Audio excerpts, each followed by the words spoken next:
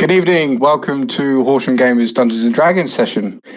My name's Ben, aka Neo Burner. This is one of our first, hopefully partially structured Dungeons and Dragons online sessions. Check us out. Follow us on Horsham Gamers. We're across the board: Twitter, Facebook, Discord. Please come and join us and share us. We're going to dive straight into it. If you have any questions after the stream or anything you want to participate in, please just pop us a message on Facebook. Our resident DM, Cal, will be around pretty much like all of us. We do hope you enjoy it. And let's crack on. Okay. So, welcome everybody to our D&D campaign, The Tales of Escuria.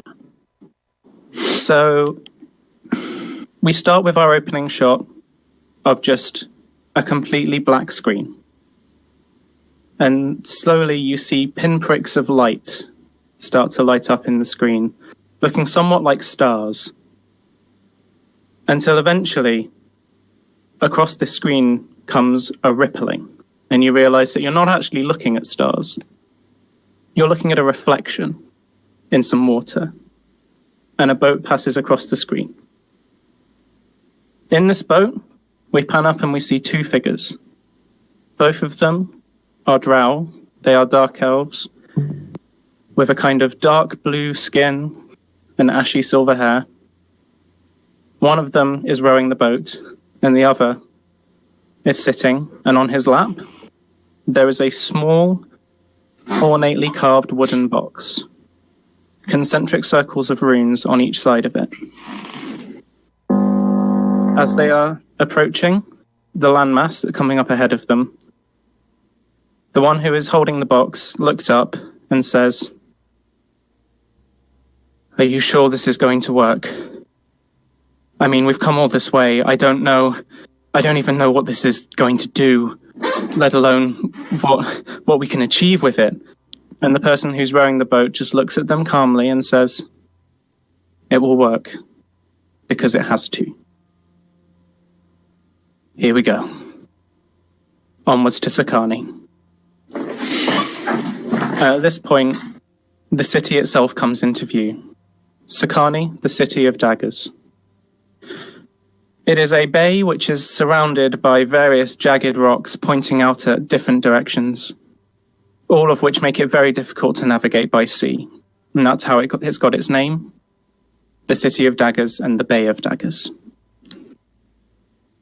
We continue as we kind of fly the camera away from this boat and up towards the top of the high cliffs which mark one side of the Bay of Daggers. And atop that, there is a series of opulent manors of various sizes and various styles. As we fly into one, we see that there are a great number of servants who are in the process of loading and unloading various different boxes, and basically the entire household seems to be just an absolute mess of movement. And in the middle of it, there is an elderly drow woman, very, very slender, very well dressed, who is hurriedly sifting through various different notes and pieces of parchment, signing pieces of paper, and giving orders. She looks around a little bit uneasy, until finally she clicks her fingers and a servant comes towards her and says, "Yes, Lady Moreva?" And she says, "Where is that girl? The one with the horns, the Kada. Fetch me Kada." And the lady says, Yes, right away, mistress. I'll go and find her." And a couple of minutes later, in walks Kada. Hey, that's me. Character for me, Robin. What's that, sorry? Describe your character for me. So she's a tiefling. She's, I need to change my picture on there. I posted a picture of her in the Discord a while ago, but she's, let me find it and then I can describe her. I'm pretty sure it looked really good the last time I saw it. Yeah. She's like 5'5", 5'6". She's got big horns on the top of her head that kind of spiral outwards. I don't know if you guys know what tieflings are, but they're basically like a dragon race. So she's got like a tail. Where the hell is this picture? Oh, there it is. So she's got a tail. It's not loading, but I've sort of gone for like, obviously the picture was grey, but like turquoise skin and kind of purple, like dreadlocky hair that kind of is tamed at the back behind her horns. Doesn't wear much in the way of armor because she's a rogue, so little to none of that. Yeah. Okay. Awesome. When you actually make your way to see Lady Morevo, she is again in the business of telling various servants where to take things, saying, "Oh no, leave that chest there. I don't think it'll suit the new wallpaper. If you take that one upstairs and put it in the attic, and then we can bring down another one in a minute. Go on, quickly." And then she turns around to see you and goes, "Ah, Kada, wonderful. No doubt you have noticed we are in the process of packing. Well, it seems that our higher-ups in House Morevo have seen fit to send us elsewhere, only for a little while. We'll just be heading down to this god-awful tiny island, a place called Tamros. I don't even know where it is. But we'll be away for maybe a month or two. In the meantime, I of course need business to continue here as normal. Specifically, I need you to continue to look into our," and she kind of leans in and taps her nose and says, "mutual friend." I nod and tap my nose back and say, "No problem, I understand." She goes, "Very good, of course, I expected you would." And then she reaches into, I was about to say she reaches into a pocket, but if you're looking at what she's wearing, you would have no idea where a pocket would even fit on it. It's all very ornate and extremely expensive, as you can assume. But somehow she just kind of reaches her hand into a fold in some fabric and then produces a small coin purse. And she hands you the small coin purse and says, "Now, this money is not for you. This is not pay.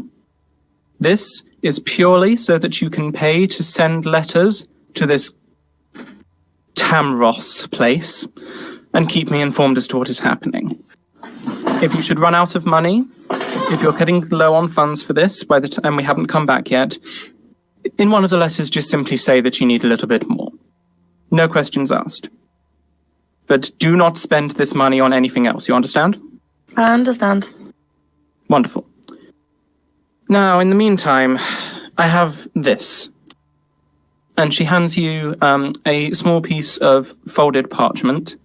On it is a wax seal and some ribbons. And the wax seal holds the official stamp of House Morevo. And she says, "Now, I need you to go and find my son and hand this to him, wherever he is these days. And I'd like you to be there with him when he reads it. There is information that is pertinent to both of you in this letter. Do you understand?" Sure. Wonderful. I'm sure a woman of the resources that you have should have no trouble finding Elland wherever he happens to be. I imagine not. Very good. Well, I must get back to the business of packing. Thank you very much. Enjoy your trip. I'm sure I will. And she immediately goes back to shouting at some servant about the way that they're handling a vase. So you set off to go and find Elland. Can you give me a investigation check, please? Yes, if you remind me how to do that. Okay. Yay. No worries. This is the first time that we're doing some stuff with Roll20, so we're going to have to remind people of stuff. So on your character sheet, in all of the skills section, all you need to do is click on investigation for me, please.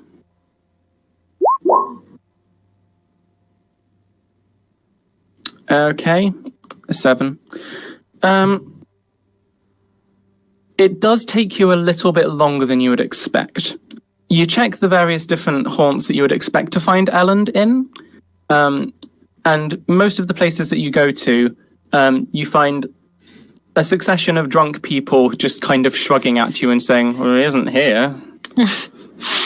Until eventually, you do manage to find him. But eventually you realise that one of the first places you actually looked, he was there, the person just didn't recognise him. Awesome. So you were sent on a very annoying false trail that took you a good couple of hours. But eventually, you find him in one of his usual haunts, a pub called The Galloping Pig. Elland, can you describe your character for me? Yes, of course. When you enter the what's it called, Galloping pig. the galloping pig, yeah, you see a slim girl, like with medium short hair with blue eyes, and his ears are full of earrings because he's just can and he thinks that they are really cool and beautiful. He's wearing a white trousers and a black shirt open, showing his chest. A lot of jewelry. Also, he has like a red arm waistcoat. Yeah. And he's really, well, you can tell by how he looks and how he acts that he really loves himself.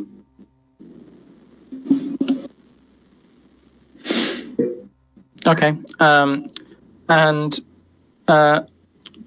when Kada finds you, Elland, are you currently awake or asleep or under the influence of some kind of substance?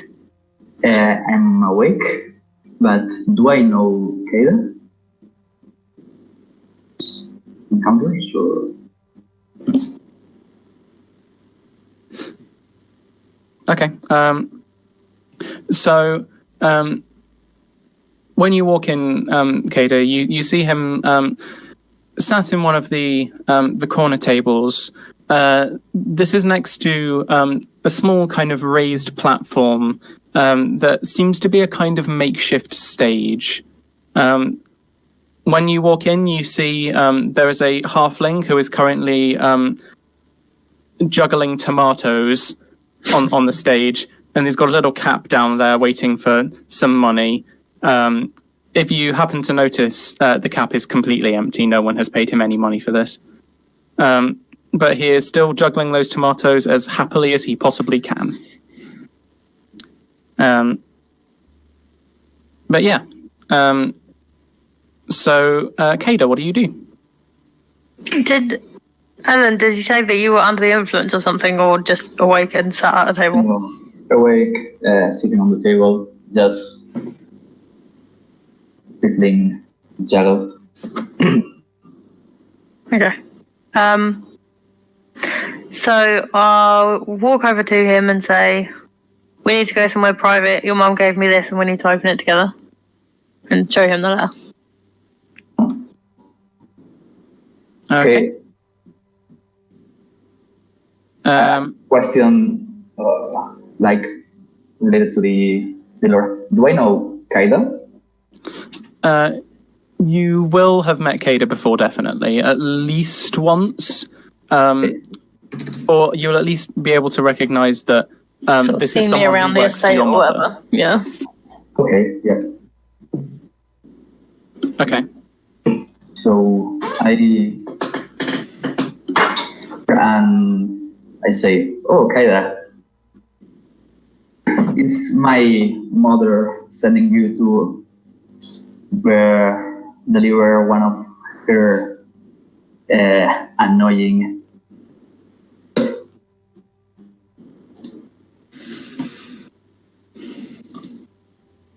Sorry, the quality is like not quite good, like there, so I'm like struggling to hear. She has sent me to deliver something. I don't know if it's annoying, but she said that there's, and I quote, pertinent information to the both of us. So either we're going to open it together now, or I'm going to open it on my own. Okay. Do you want to read it here, or do you think it contains some confidential We stuff? feel like we should at least go somewhere private. Okay. Where do you want to go?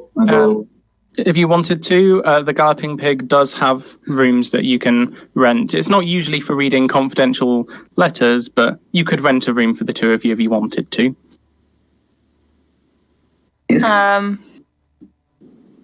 Go ahead. I was just going to say, like, do we need to? Is there like a quiet corner of the pub we can go to, or Yeah, something? If you just want to go to a quiet corner of the pub, then you can do that as well. It's entirely up to you how much you feel like you'd want to make sure that no one else could see or hear anything. But Okay, I feel like we should rent a room. At the moment, look around, actually, could one of you make a perception check for me? What's your perception? What is it? Sorry. Okay, you make the perception check. Okay. Do I click? Yeah. Okay, 12. Looking around, you don't see anything remotely suspicious. There's the halfling still juggling his tomatoes on the stage. You see a couple of regulars. You get quite a lot of sailors into the Galloping Pig because it's fairly close to the merchant docks. But as far as you can tell, no one seems to be paying attention to the fact you're there, let alone trying to look at a letter. Okay. So the situation of the people and what's going on in the tavern, I suggest. Okay, we may be able to open the. Anyway, nobody's paying attention to us. So, Okay. do you agree? So do you just open the letter then? So, Kaida has the letter, yeah. Okay. If we just like move to a quiet corner and then sit and open it. Yeah. You're able to do so with no one seems to pay any attention to you moving or anything. The pub is pretty quiet at the moment because it's as much as it's possible to have morning in the Underdark because there isn't really sunlight. It's the morning, so there's not really people. So yeah, you get into the corner, and when you open the letter, it reads as following. Elland, no doubt this letter will go unheeded, just as all the ones before it have, so I will keep it brief. If it were not for your brother's charitable intercessions on your behalf, I would not send this at all. We are being sent to deal with a border dispute on the Isle of Tamros. If you care to take some responsibility for once in your life, you are permitted to join us. However, if you wish to continue sullying the name of House Morevo, you are equally permitted to stay in Zakani. Simply know that we will no longer be sending money for your upkeep. Even if you insist on acting like common street dirt, you are, however, still a member of House Morevo and therefore a target, so I shall be leaving Kaida to act as a bodyguard for you. We leave tomorrow. Be there or do not. I don't care which. Ambassador Matriarch Selwyn II of Noble House Morevo, esteemed delegate to the Noble House Varin and her associated lands, principalities, and dependencies. Well, I can't say that. Well, sugar. I don't want to meet this woman. Honestly. Oh, so It's your mum. yeah, they're finally leaving. Oh, not sure if I want to go with them. Japan is a nice place. Mm-hmm. Well, yeah, but it Maybe means for you me. have no money. Yeah. And if I'm staying as a bodyguard, you got to bloody pay me. Absolutely. Okay, so will it be approximately? What was that? Sorry. How much will it cost? Oh, okay. Can you give me a quick rundown of how money works? Because I don't know what the coins are and what they're all worth. And Okay. So let me just open it up for you. Just give me a second. I've got 100. Is that gold pieces? Yeah, you've got 100 gold. Gold is worth a fair amount. So 100 gold. If you want to live kind of like a fairly standard lifestyle, 100 gold could easily last you like a couple months or so. Okay. Especially considering quite a lot of people in the Isles of Escuria are slaves, so they don't get paid at all.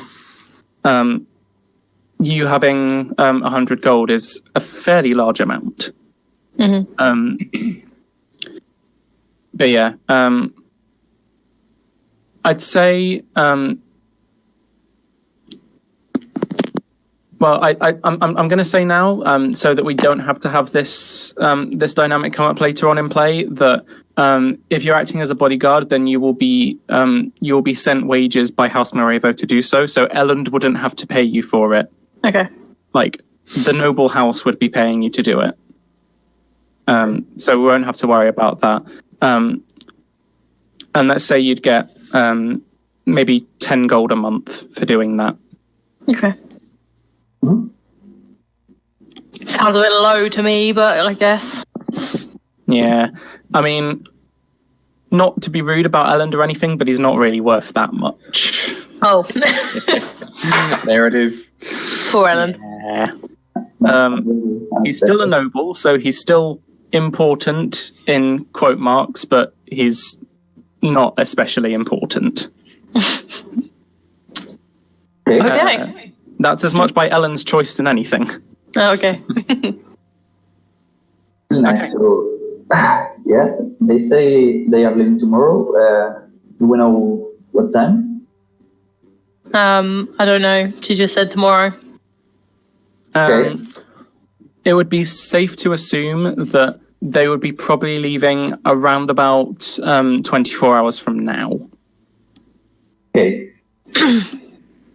So they are leaving in 24 hours from now, and I haven't decided yet if I want to stay or I want to live with them. Maybe we can have fun tonight, and tomorrow I can regards. Well, to say farewell to my mother or go with them. So let's see how the night develops, and fun here. Maybe we'll stay. Okay. So, do we know event going on the city or something? There's not much in the way of events that are going on in the city other than kind of the average kind of stuff. You know that there's going to be a fight in the arena, which is going to be happening this evening, that quite a lot of people are going to be going to. I think Is now it is as good a possible to time. get to the city map back? I'm still on the world map. Yes, I was about to say now is as good a Okay. time as any for us to move to the Okay. city map so that you guys can have a look. So we should be able to see that now. So we're like on the overlook at the moment? Oh no, I found him in a pub somewhere, didn't I? Yeah, you're currently in a pub in the Adamantine Bazaar. Okay, cool. Probably around about here-ish. Somewhere around there. Okay. But yeah, in terms of events at the moment, you know that there's going to be a fight happening in the Blade Pit later today. And depending on how long that fight goes on for, that could last through into the evening and into the night. There's currently a reigning champion in the Blade Pit, who is a bit of a rising local celebrity, who's a lizard man by the name of Krillic. And so far, nothing that's been thrown at him can even touch him. He has just been destroying every opponent that comes up against him. So it's become a bit of a he's gaining a bit of a following, and lots of people are going to the Blade Pit to see him fight because it's supposedly quite a spectacle. But in terms of other events going on, there's nothing particularly special going on in Sakani at the moment. It's pretty much life as usual. Where is supposed to be the ships from my family?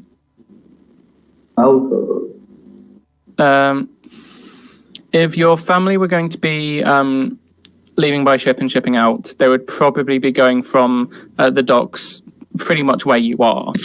Okay. So yeah, if you wanted to look for a ship that might be taking your family at some point, then it would be a good place to start. Okay, yeah.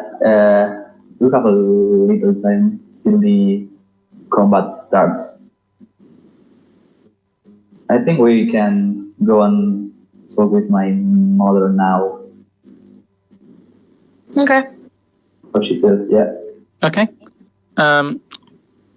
So you guys head off in the direction of the Overlook. Specifically, you're heading towards the Shogunate Plaza, which is where a lot of the very expensive mansions are, and where most of the foreign diplomats and a lot of the politics happens in Sakani. So you guys are heading off in that direction.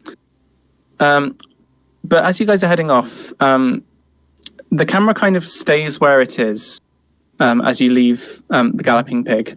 Oh, hold on. I have one thing. Yes. On the way out of the Galloping Pig, I want to throw a coin in the hat of the juggler. Okay. Yeah. As you throw, how much do you want to throw in? Well, it looks like I've only got gold on me. We're basically treating it as you have that amount, Okay. but it can be in like smaller coins if you want. So if you wanted to break it down, like, hang on, let me fetch the money exchange rate because. Thank you. That's cool because I have no idea. Where's it gone?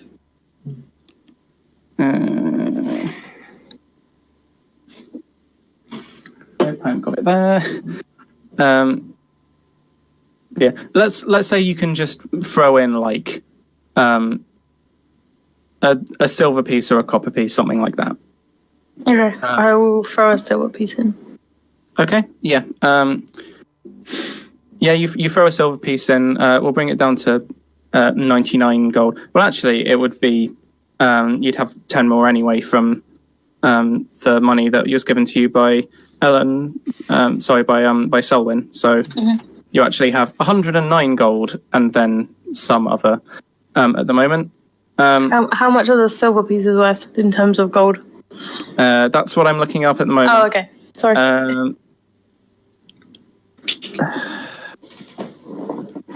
Sorry, it's been a long time since I've played 5e. Don't worry, I'm forgetting how the money works. This is how it goes. Yeah. Yeah. Okay.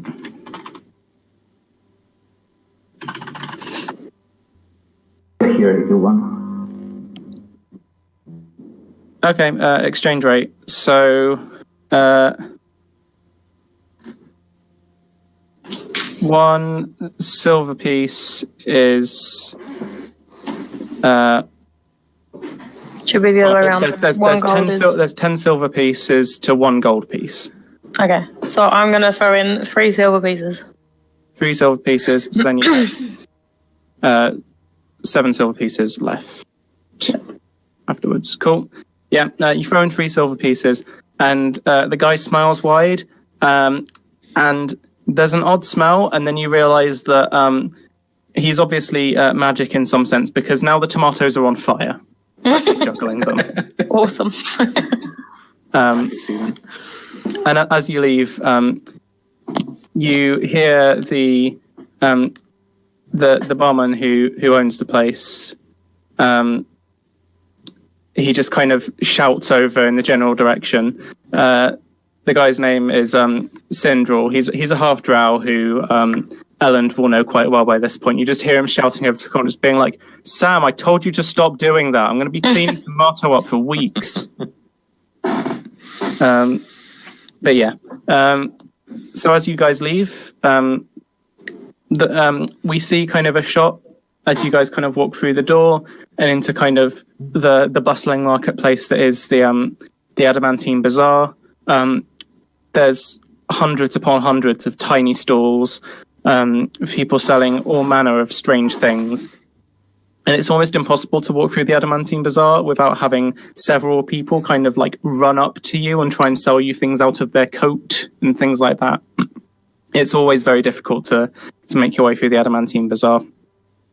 But as we see you guys walking off to be accosted by various salesmen, the camera kind of holds fast where it is, and we see someone approaching from the docks. Ralkini, please describe yourself. Yes, Ralkini is your average human wizard. Nothing special, nothing gained. 6'2", brown hair, shining in the sun, but is wearing a very particular darkened orange mask over his face because of his past history.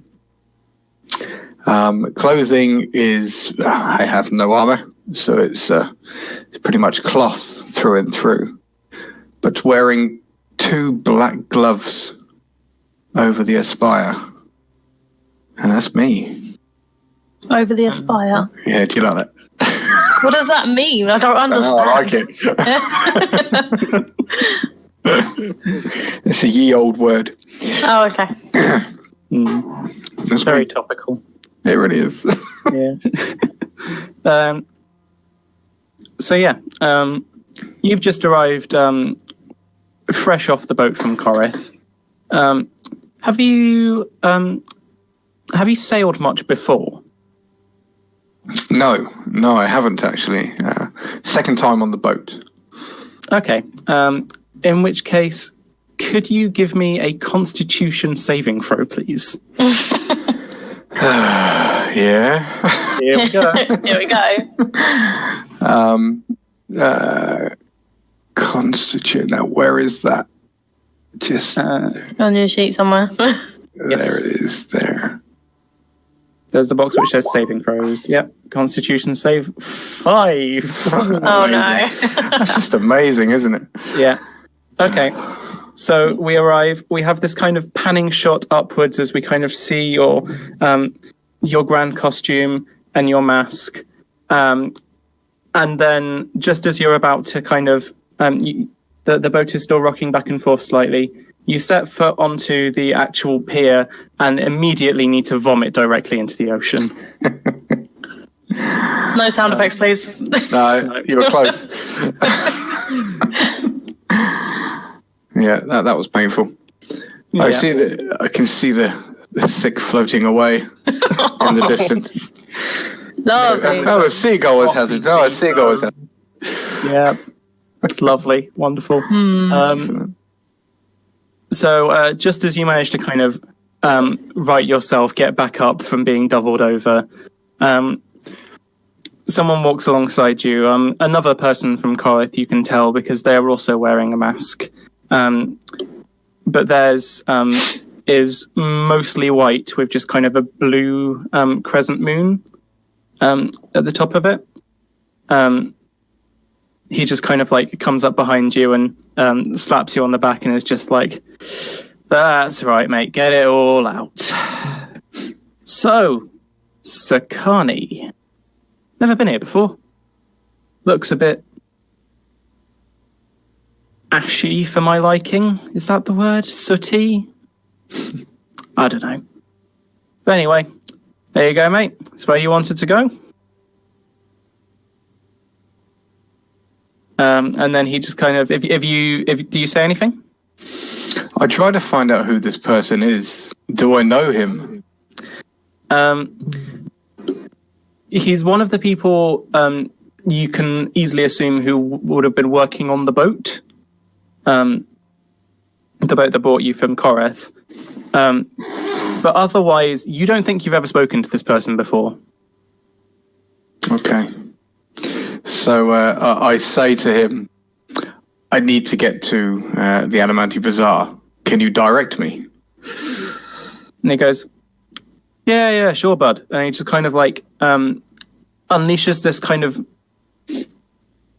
torrent of directions at you. It's just kind of like, so you go left at this one, you go right at that one, you go straight on, and then you need to go around that bit there, but you don't want to go through it because then you've got that guy to deal with. You go this way and then that, and it just goes on and on and on.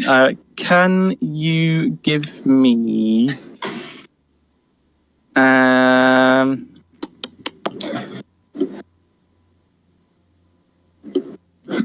just give me an intelligence check, please. Okay.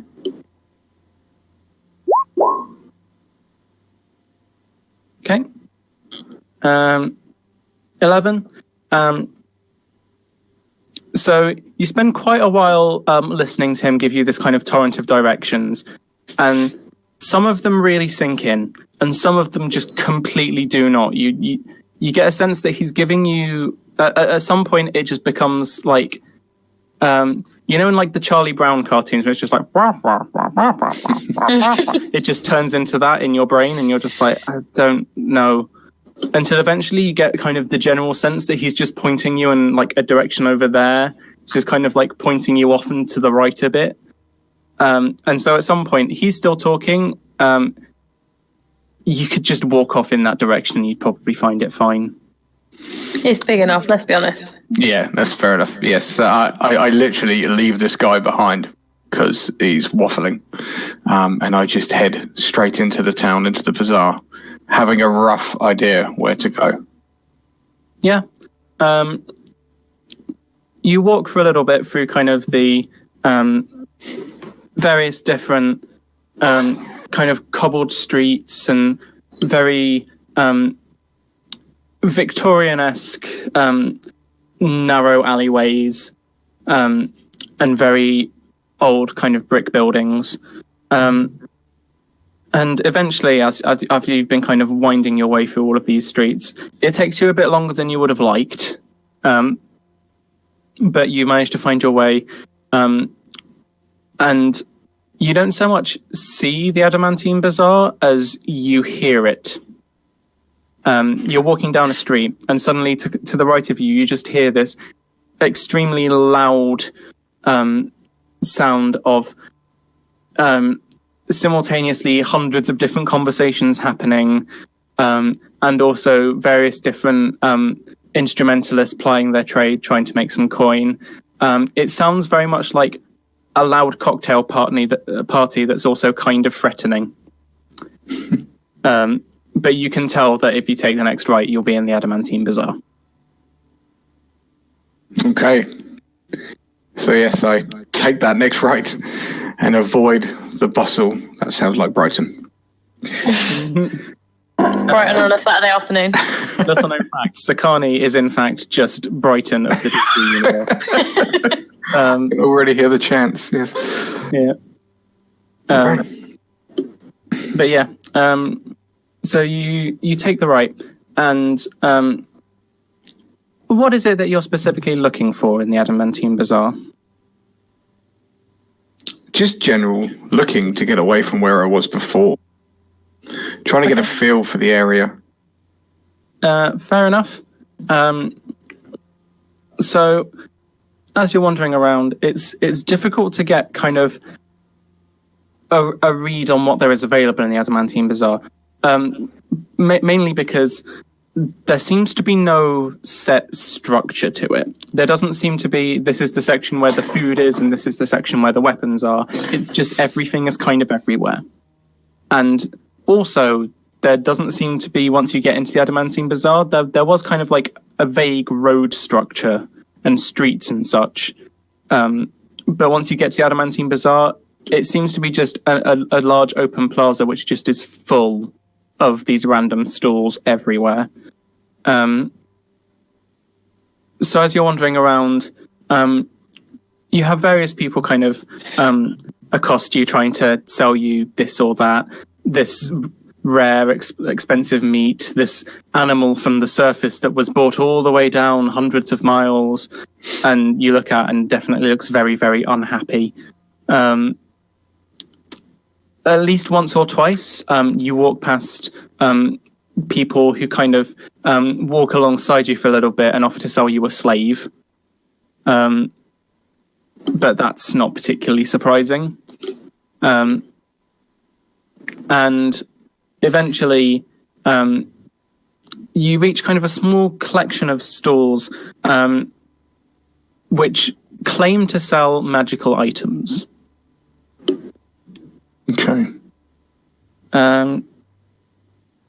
What is your response to seeing this stall? Because immediately when you look at it, they all look like items which, yes, you could enchant and could be magical, but also you wouldn't necessarily expect someone to choose that item to enchant. Just a small pocket watch, what use would you have to enchant that? Things like that.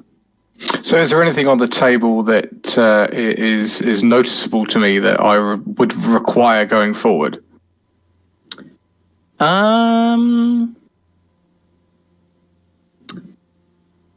so much that you would require. None of these things seem to be like extremely useful items. They, at a glance, you can't even necessarily tell what the use of a lot of the items are. It basically seems like a car boot sale that happens to contain magical items. Okay. But yeah, if you want to, if you want to kind of investigate any of them a bit further, you could do an Arcana check for me. Okay, sure.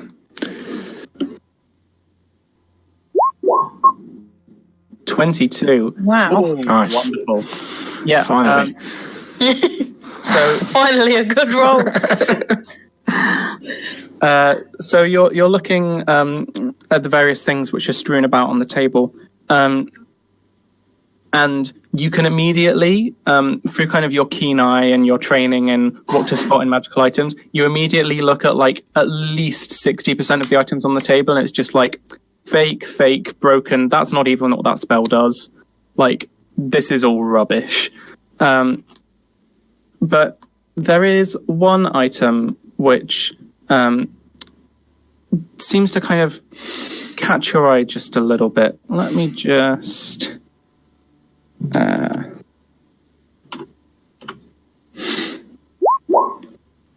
Okay. You rolled 15 out of 100. Yes. That's like something I would do. Okay. Oh. You see a small piece of wood. It's just like a splinter that's been put onto a chain. But you get the sense from looking at it that this item, of all of the things on the table, would seem to have the most kind of magical energy imbued into it. Like, it's surrounded by like actual expensive jewelry and gold and rubies and all this kind of thing, but this small sliver of wood seems to contain more magical energy, more mana in it than anything else on the table. Okay, so it's the item it's the odd one out for sure. Definitely. I think it might be worth purchasing. How much would the item be to purchase? The guy, when you're looking at it, you look up and it's the guy who runs this store is a kind of mint green tiefling.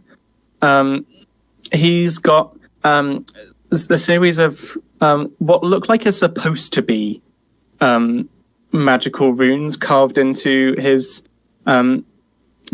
horns, but you can tell that like they're a little bit off. and they're mostly just for show. But when you inquire about that specific item, he's just like, "Are you sure you don't want one of these?" And he like goes over and picks out like 3 or 4 other things, and he's just like, "I can do a deal. I can do you 4 for the price of 3 on these. Very, very good." Okay, so I say to the merchant tiefling, "No, I'd really prefer this item. Can you give me a price?" And he just he literally just chucks the other things he was holding over his shoulder and just goes, "Okay, your loss." And he goes, "I think for that one, I'm just going to do something. A second." Oh, I hate it when they say that. Yeah, that's not good, is it? It's a piece of wood. What does he There's some want manner for in it? It's shining. What's the problem, merchant? Okay. He looks at you and goes, "Well, I can do you a cheap deal. I can get you that for 20 gold. And you can just, like, can you give me a... can you give me an insight check, please?" Insight. Oh, you can tell that he is just making that up on the spot and it's worth nowhere near that much. Okay, so I said that's well above market price. It's a piece of wood. Can you drop the price, please? And he goes, okay, that's fine. Let me just... 1 gold. Deal. I will take it off you for 1 gold. Okay, and he hands it over to you, and you hand over the 1 gold. And he just goes, "Okay, it was a pleasure doing business with you. Anything else you want to buy? I've got plenty of stuff back here. I've even got some potions I've been making if you want to try." I'm good. I've got enough at the moment. But thank you for the piece of wood, which cost me 1 gold. He just goes, "Okay, friend, anytime. Now you remember, you come back to Hawk's store. Hawk's store is the best store." Yonder. And I walk off. Yeah. He immediately just goes straight to just like basically harassing a random woman who's walking by trying to sell them something. So yeah. This sliver of wood that you've got, you know that it definitely has some kind of magical energy to it, but it's really difficult for you to tell exactly what it does. you know that it's got an enchantment on it, and you know that unlike a lot of the like enchantments that are on those items, a lot of them seem to be enchanted to just look nicer and not actually do anything. You can tell this one actually has a purpose.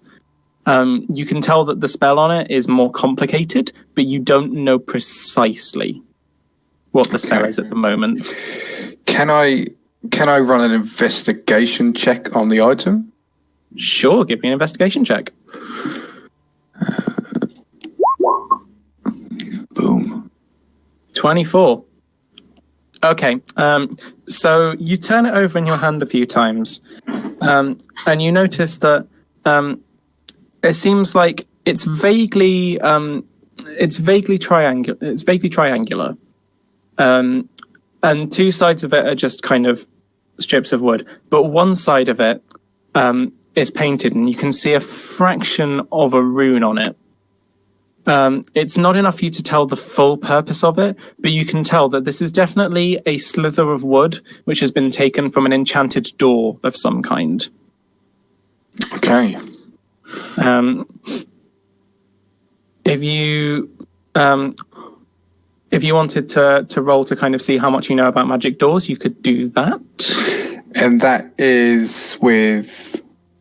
How would I do that? Let me see. You could history. Yeah, you could roll history. You could roll arcana. Okay, let's go for a history. Okay. So I skill check on the history on item. Ugh. 7. Okay. So, oh wow, you've got +6. You literally I rolled know, a 1. literally rolled a 1. That's not boy. good, is it? So, it's not so much that you don't know anything about magic doors, it's that you know so much about magic doors that you don't even know where to begin with figuring out what this is supposed to do. You're like, there's just so many options. Okay. It's like, this answer gives me more questions than it does answers. But you definitely know that the enchantment that was placed on this door was quite powerful. And it's almost certainly going to be an enchantment which is towards something away. But you don't know what. Okay. So with your necklace that's a sliver of wood from a magic door, what do you do now? I put the necklace into a local satchel. My satchel. Just another local satchel. Just a random guy. Can I borrow your I'll tell you local what, satchel, it's a local satchel as opposed to a cloud satchel. Let's not go technical. All right, sorry. So I place the enchanted, potentially rune-like wood in my satchel, and I start to walk through up to the blade pit, up to the north. Okay. Bustling through the crowds. The north. Just before we go, hang on. So I know I've got this item now. Which do I have to log that anywhere on the sheet or? Yes, if you go onto your character sheet. Yep. And in your items, you can just click plus. Is that under? Where is that? It's just in the first sheet. Yeah. If you go below, like your armor class. And stuff, yes, I see it now. Yes. Okay. So if I put it, I just put enchanted splinter. Enchanted splinter. Shout out to my other half who is listening to the stream and is texting me loads of funny jokes based on what we're saying and doing. What he needs to do is get on it. I know, I'm trying to persuade him. Hopefully after tonight he'll join. Yeah, now we've seen just how much banter we can get out of it. Yeah, it is. When you picked up the wood, Ben, he texted me and said, he got wood, lol. It's all right. I noted that down. That's amazing. Come on, wood. All right.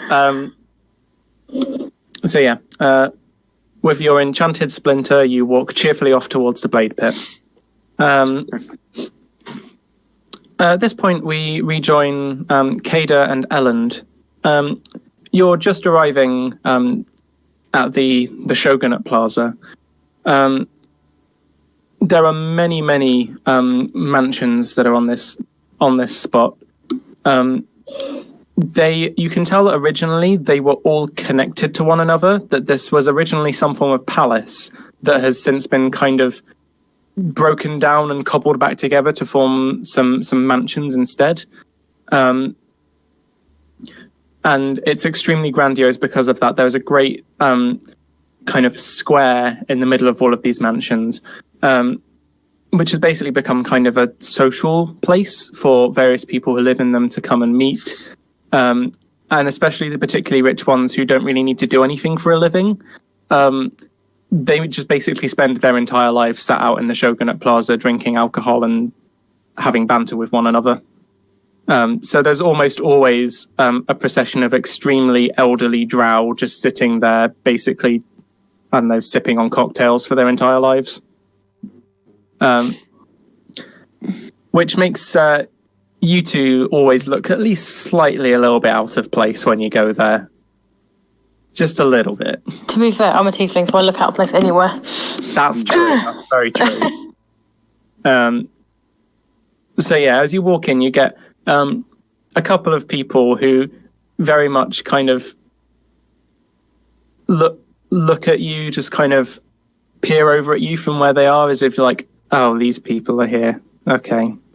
and then eventually go back to what they were saying. There are a couple of conversations which stop as you approach and then restart once you've walked by, that kind of thing. But as you're on your way towards the mansion, which is the current home of Ellen's family, there is a woman wearing a very, very ornate, it looks somewhere between a tiara and a pair of antlers, basically. And she's holding an extremely exquisite staff that doesn't seem so much as though it was carved, as though the wood just decided to grow itself into the form of a staff. And she walks over towards you and specifically walks up to Elland and just says, "Ah, young Elland. It's good to see you again. It's been quite a while." Elland, you definitely recognize this person. She basically lives in the mansion which is like next door to your one. And she is an extremely important person in the city. Her name is Battleseer Okala. And she has basically been bothering you for a large number of years, pretty much since you arrived here, because she keeps trying to recruit you to come and join the war effort. But yeah, she's come up to you and she's like, "Oh, it's good to see you. It's been quite a while. How are you doing these days?" Oh, hi, old lady. I think that you must heard of my family living Sakani for a while. Sorry, what was that? I couldn't quite hear you. Yeah, so I'm basically asking if she has heard of my family living Sakani. Oh, okay. She says, yes, I'd noticed. I'd seen quite a few things leaving. I was wondering about that. I was thinking maybe you were moving to somewhere else in the city, but then I saw some of the larger pieces, and I thought, well, it seems like you're moving. Are you heading back home to Snow Harbor, perhaps? No, not really. However, I don't want to disappoint you, and I have to say that I will stay in Sakani. Maybe I'm just going to see my mother and her and see what's going on, and if I can get somehow. Mm-hmm. She nods, and she seems very pleased that you are going to be staying. She's like, "Ah, wonderful, wonderful. Well, I suppose that if you ever need someone to talk to while your family is away or has moved or whatever it is that is happening, please just know that my door is always open, and we could always do with aspiring, young, magically gifted people such as you at the Spire. You know, we have some quite wonderful training opportunities." Okay, I say thanks, and I try to run away from her as fast as I can. Okay. Yeah, she doesn't try to stop you or anything. Like, as soon as you kind of like say like thanks and just kind of walk on past you, just kind of turns around with her staff and looks after you. She's kind of like, "Oh, the conversation's over. Oh, bye-bye then." And then just continues on with her day.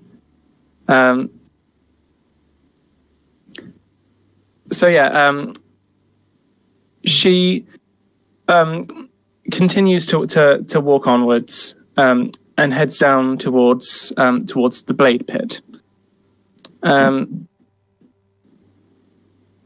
So, Kada and Elland, as you are heading into to the mansion, which your mother Elland owns, there is what seems like a continual line of servants bringing large pieces of furniture out with them. So it takes you a good couple of minutes of just kind of standing by the doorway, waiting for there to be the end of this procession of stuff for you to be able to get in. And when you finally do get in, Matriarch Selwyn is standing in the doorway, and sees you as you walk in, and she gives a kind of slight smile, and she just says, "Ah, bless my heart, my son. I assumed that perhaps you no longer having money might bring you back here. It's good to see that my assumptions are not getting worse with my old age." So I say that with your senses are not getting worse. So indeed, that's my aim of being here. I know you're leaving, and I was asking if you could just lend me the last pieces of gold I will ever ask you. How many times have I heard that? The last pieces of gold I will ever ask you for. Very well. How much do you wish to have? Well, considering that you will leave, I can earn some money, but doing really well. So might be 50 pieces of gold. Like, sorry. Yeah. Can I ask for 50 pieces of gold? 50 pieces of gold? She kind of rolls her eyes and then just goes, "Give me a second." And she snaps her fingers, and just 3 servants, just seemingly from nowhere, just converge on her in that second, and just like, "Yes, mistress?" And she's just like, "Go and fetch me some money from the treasury. 50 pieces of gold. No, you know what? Make it 55. I'm going to need to get something later." And then just kind of they all nod and do the kind of walk backwards a step and bow, walk back another step and bow again, do all that kind of stuff until they're out of the room. And she's just like, "Well, there you go. And this time that is definitely the last money you will ever get from me. That is, of course, unless you decide to finally do something useful with your life, serve the house. You can't spend forever being what is it you do now? Playing music?" I try to sing. Yes, quite. Well, I know that, I'm not really successful, but don't worry. It will change. oh, trust me, son. I am not worried in the slightest. I'm just going to clear my throat. Why have you volunteered me for being a bodyguard when that's clearly not what you hired me as? Well, it's fairly simple. I assumed, I see now correctly, that Elland would need to stay in Sakani. And likewise, I assumed that you would wish to continue to carry out the duties we had already agreed. This way, I can be sure that Elland is safe. And as you are giving me updates as the current situation in Sakani, you can also give me updates as to Elland. It is simpler for me to roll those 2 positions into one rather than having to find a new hireling, especially considering I do not have very much time in which to do so. I only received the missive that I need to leave myself a few hours ago. Fair enough, having to roll them into one, but you're not going to roll my pay into one. Like, if I'm doing both jobs, I want more money for it. That can be arranged. Let us say that I am already paying you the sum of 10 gold a month for the services you do render to the house, and very useful services they are too. Let us say that I add an additional sum. How much do you think would be fair? I think 30 gold a month to do it. Give me a persuasion check. Oh, okay. Hold on. I swear to God, this is where so many of my points went. If it's not any good, I'm going to cry. 1 second. Persuasion. There we go. Oh, that's not too bad.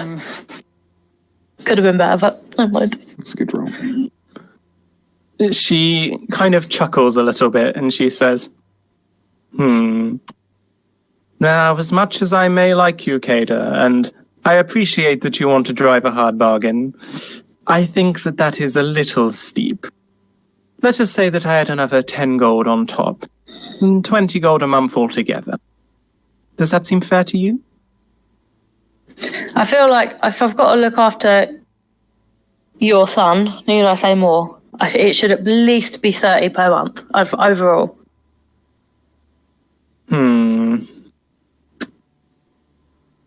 Give me one more persuasion check. Hey! There we go. She goes, I take your point. 25 gold a month altogether. That is the highest I can go. Okay, well, 27 is the lowest I'm going to go. So if you want him to be live when you get back... I think she doesn't want to. She kind of narrows her eyes and squints at you for a second. And then she extends her hand. I shake and say, thank you very much. Yes, very good, very good. I knew I hired you for a reason. And then she kind of looks to Elland and says, well, it seems as though this will be goodbye. Your brother is upstairs if you want to go and see him. I don't particularly care either way. I've got some business to attend to. Bye-bye now. And then she just walks off. Okay. As she walks off, I just bow at her like really theatrically. Mm-hmm. I think that we might want to go to see my brother. Okay. As you head toward the stairs to walk up to go and see your brother, it's a very kind of grand marble staircase that leads up to like a higher viewing gallery type thing over the main entrance. There is a servant who comes rushing down, and she's got a small coin purse with her that seems to be quite full. And she goes, there was some money that the mistress sent to get for you. Here you go. And she hands you the coin purse. Give me a perception check, please.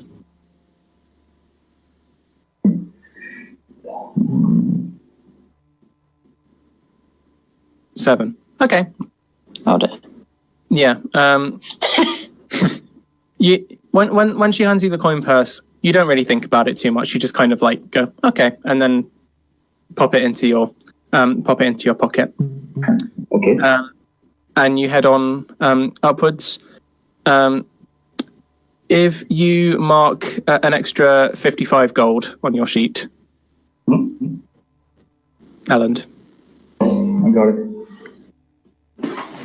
Yeah, that servant definitely gave you all of the gold you asked for, and also the 5 that was supposed to go to your mum. But you haven't noticed that yet. Okay. So yeah, as you head upstairs, in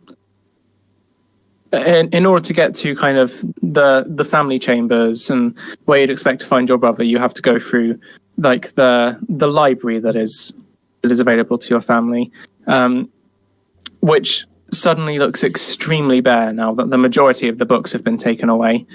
But you notice as you walk in that, in fact, your brother is not in his chambers. He's sat in the library with one of the few books that is currently left, which is like your family history and your ancestry. And he's kind of flicking through it and having a look at some important pages when you walk in. What do you say?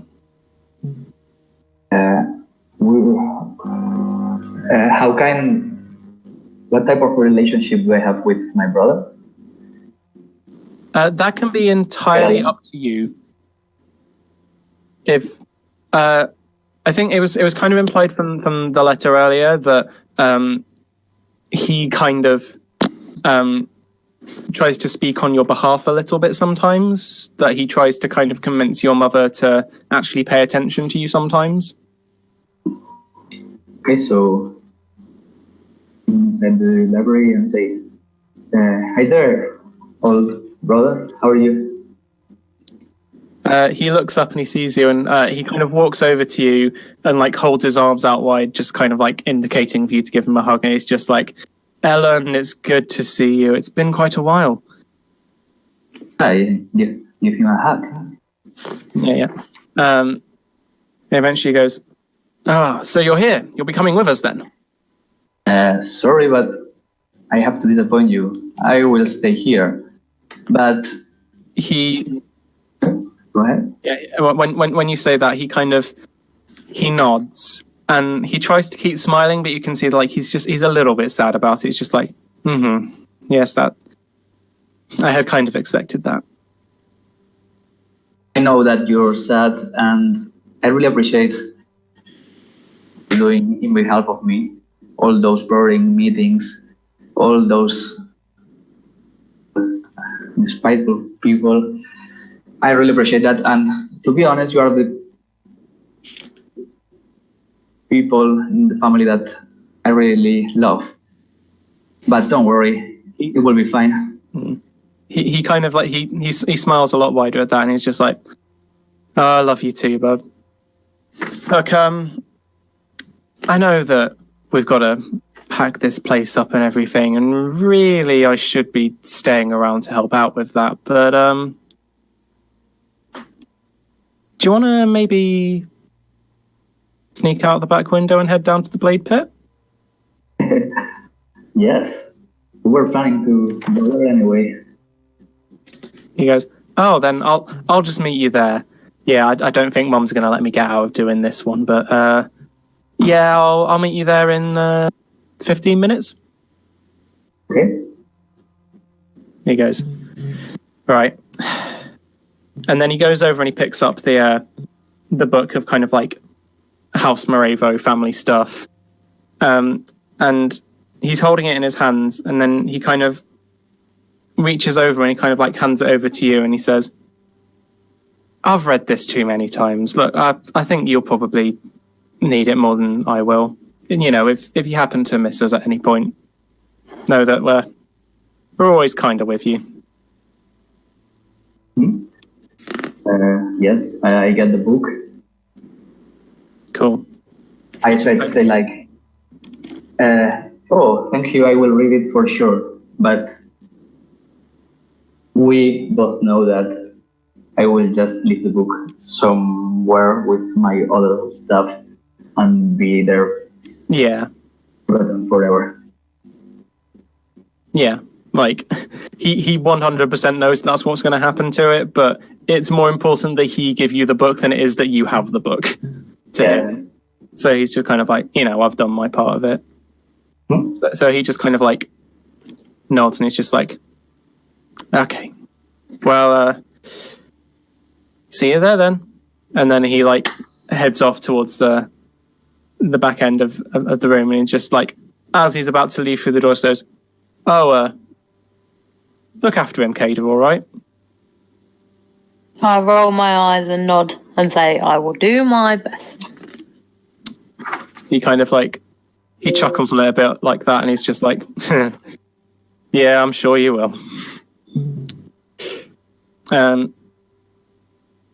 So yeah, with that, I think we're due to have a quick little 5-minute break in the stream. That would be awesome, yeah. Brilliant. Yep. Okay, so we'll rejoin in 5 minutes with the Blade Pit. Cool. See you soon.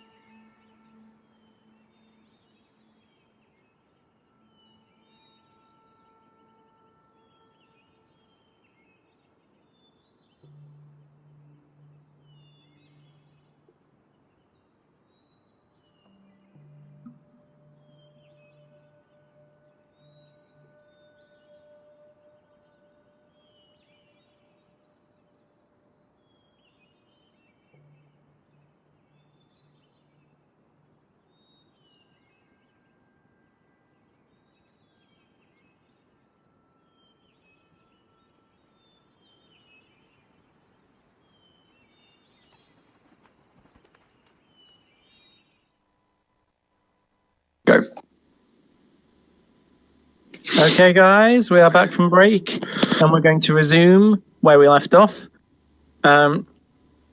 So, Valkini, you have just about made it to the other side of the Adamantine Bazaar. It's basically like trying to weave your way through, like, basically like a nightclub's worth of people. Yep. At all times as you're going through the Adamantine Bazaar. It's almost impossible to see where you're going. And quite often you get kind of swept up in currents of people heading towards a specific thing. But eventually you manage to kind of make your way through the Adamantine Bazaar. And you see the large cylindrical arena that is the Blade Pit. Okay. It's a kind of odd sight to see because you would expect with an arena there to be kind of raised seating and think kind of like a Colosseum type thing. But with the Blade Pit, rather than being raised above the ground, it just becomes like sinking further and further into the ground. So the entrance to it is at ground level, and then the seating starts and goes lower and lower down into like a hollowed out pit. Okay. And it suddenly makes sense when you see it. Oh, that's why it's called the Blade Pit. Yeah. So yeah, as you approach, quite a lot of people have already taken their seats, and there's not a lot of choice that you have left, particularly in where to sit. But there are a few little spaces where you can perch on the kind of carved stone that's been hewn out of the rock. So as you approach down in the bottom of the pit, you see what would seem to pretty much obviously be kind of a warm-up fight, where there's a couple of kind of scrawny-looking humans, one of who's got kind of a big like wooden club and a wooden shield in the other arm, and then the other one's just got a spear, and they're kind of like circling around each other, and the one with the spear is trying to like get occasional jabs in, and the guy with the shield is just kind of like knocking it out of the way, and it doesn't really seem to be going anywhere. It just seems to be kind of going round and round in circles. So yeah, do you take a seat? Yes, so I try to look around for a seat that's close by to sit. Okay. In order to get a seat, you have to kind of walk down a couple of levels, but it's just a few steps, and then there's one that's kind of in the middle of an aisle, where there's a bunch of people sat at either end, but there's a little bit of space left in the middle. So you kind of have to do the awkward shimmy in front of people to get to the seat, but there's a seat there for you. Okay, so I see the seat, and I go to head there and politely ask the Patreons to stand up, and while I shuffle along to the empty seat and sit. Okay. So yeah, as you're doing so, a few of them just kind of like lean to either side as you walk past to try and keep watching the fight. Don't really pay much attention to you. But you notice there's one guy who specifically, as you're approaching, stands up and stands in the way of you. He's about 1.5 foot taller than you are, and he seems to be very much kind of like looking down at you, like sizing you up. Okay. I look at this guy in the eyes and ask him politely, "Do you mind moving out of the way?" And he just kind of like, he stands there silently for a second, and then does that thing where kind of like leans slightly to the side and like spits down on the floor. And it's just like, "You from Corith?" Yes, I am. What's your problem? He notices like the staff that you've got. He's just like, You're a wizard. Who's asking? I am. Don't say that. Yes, I am a wizard. Is there any form that I can help you in? You can find somewhere else to sit. We don't like wizards around here. Squishy things. Don't know how to fight for themselves properly. You can find somewhere else to sit. Oh, so just while we're there, if I wanted to maybe shove this guy, would I have to run a check on him? Would. Yeah. Would it be? It would be a strength check. We'll do an opposed strength check. Okay.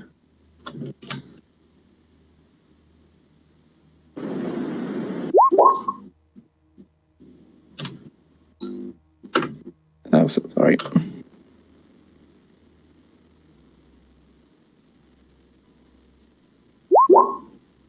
Okay, yeah, sorry. Yeah. So you take him by surprise initially, like you try to shove him and like you knock him back like a little bit, like he takes a tiny step back, like he wasn't expecting it to. And then he just kind of like shrugs. And then he doesn't like knock you over, but he pushes you back enough that like you end up standing in front of someone else and they're just kind of like, hey, I'm trying to watch it. And like shoves you back towards him. You're in trouble. You know, when you made a mistake, it's fine. Yep. These things happen.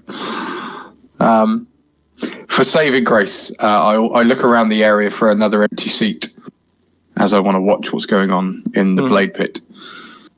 You notice one that's a couple of rows down, but you also notice that the guy is looking at you. He's fixing you with like a hard stare, and then he just kind of like goes like, oh,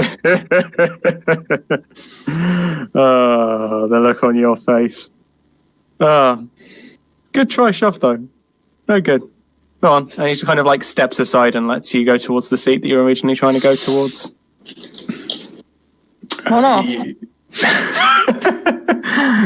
I'll walk past him, not looking at him, and sit down. Yeah. So yeah, over the next couple of minutes or so, give me a perception check. Okay.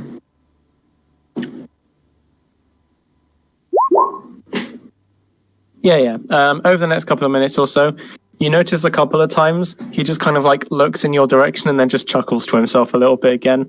But other than that, like, he doesn't seem to bother you. But you also notice that there are a few people sat kind of around in the general area who, when they notice that you're wearing a mask, are just kind of like, just kind of look a little bit, like a tiny bit disgusted with you. And in the case of one specific group, like there are a couple of people who come to kind of like sit in like a couple of empty spaces next to you, but then when they notice you have the mask, kind of turn around and walk the other way. Okay. People no one seems to be making a fuss, but people seem to be giving you a bit of a wide berth. Are we allowed to know what the significance of the mask is? Yeah, sure. What is that about? So everyone who is a member of the court of House Corith, one of the other noble houses, they all wear ceremonial masks. And the reason they do that is that a long time ago, they were in charge of the kind of religious ceremonies of the Escurian Isles of this setting. They were in charge of running the temple to the Spider Queen Lolth. But at some point, there was a volcanic eruption near the temple, and the people of House Corith, instead of trying to stay behind and save the temple, they ran away. And basically, now out of shame, they wear these masks to hide their faces and to kind of it's kind of to show that they are in mourning. It's quite a common thing in Escuria, if someone is in mourning, for them to wear a mask to try and kind of hide their emotions. but now everyone is in kind of ceremonial mourning in House Corif, and a lot of people kind of hate them because you abandoned God. So Corif are kind of sad and kind of mysterious and kind of keep themselves to themselves because they messed up really badly. Yeah, sounds like it. Yeah. Right. So yeah, that's why people are looking a bit disgusted at him, because they're looking at him and being like, "Oh, you're from Corith. You're one of those people who just kind of gave up on God when they needed you." Mm-hmm. Yeah. And also people were kind of being rude to him because he's a wizard, because in House Varin, not as much in Sakani, because Sakani is quite multicultural, but in House Varin specifically, magic is kind of looked down on because they're very kind of martial and fight with sword and shield and die valiantly on the battlefield, and they think magic is kind of like a coward's way. Mm.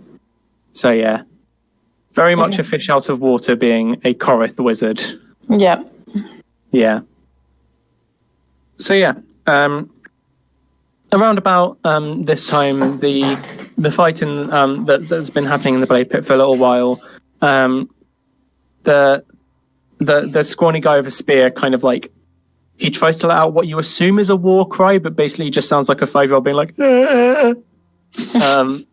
and like charges towards the other guy raising the spear, and the guy with the shield manages to kind of like bash out of the way and just kind of like runs him through on the sword, and then like dumps him down onto the ground. A couple of guys walk out from kind of the recessed entrances and exits for the fighters and all of that kind of stuff. A couple of people walk out and basically grab the dead body by the ankles and just kind of drag it out through the entrance, leaving kind of like a small like trail of blood and the sand just at the bottom of it. There's like a polite smattering of applause from people. There's a couple people who throw some coins down into the bottom of the pit, and the victorious fighter goes and kind of collects some of them and takes a bow and then walks out the other entrance. It's around about this time that Kader and Elland, you arrive at the Blade Pit. At this point, it's pretty much entirely full, to the point where there are people who are kind of having to like try and stand on makeshift boxes and stuff to see from up the top of the Blade Pit. But you do notice that there are a couple of seats that no one seems to be sitting in. What do you guys do? Well, first of all, I wonder why there isn't like a royal box or something for all these people that have loads of money. But then, That's a fair point. Well, mainly it's the Blade Pit isn't usually something that the upper classes take part in. They don't really go to the Blade Pit. It's kind of looked down upon as like, oh, that thing that they do. okay. Like as much because quite often Blade Pit fighters are slaves, so quite a lot of like the upper class are like, I have nothing against the fighting, it's a bit of a waste of slaves. Great. Okay, can I do a perception check, I guess, to see what the people around those empty seats are like? Absolutely. Let me find the thing. Oh, fucking hell, my perception's shit. Why did I say I'd do that? My perception's rubbish. Recover. It's like on the fly. Family-friendly stream. Told you. I told you. Fine. It's watershed. It's fine. Okay, yeah, that's true. A couple swear words. We're still good. But yeah. Okay, I rolled an 11. Yeah, you rolled an 11. So yeah, the best you can tell about the people who are around you, around those The empty seats. Yeah. Around the empty seats. They definitely seem like locals. You're fairly sure that you've seen a couple of them around in the bazaar before. You're also fairly sure that you've probably stolen from at least one of them at some point, but they wouldn't know that. But yeah, there doesn't seem to be anything particularly weird about the people around that area. And from where you're standing, from your vantage point, the one person that's kind of in the middle of this empty space doesn't look particularly weird or anything. You can't really tell. It just seems like people are giving that person a bit of a wide berth. We see him from behind, or can we tell? Yeah, at the moment you see him from behind. Can I run a perception check to see if I can see someone that I know? Sure. Basically, my brother. Yeah.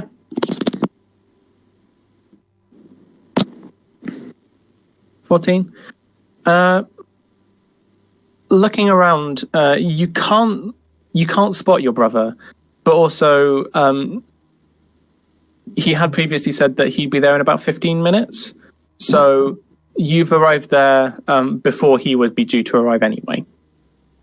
But yeah, you can't spot him, but you can't tell if that's because he isn't here or because he just isn't here yet. As to if you see anyone else that you know, you can see a couple of kind of people who are of some kind of importance in the city.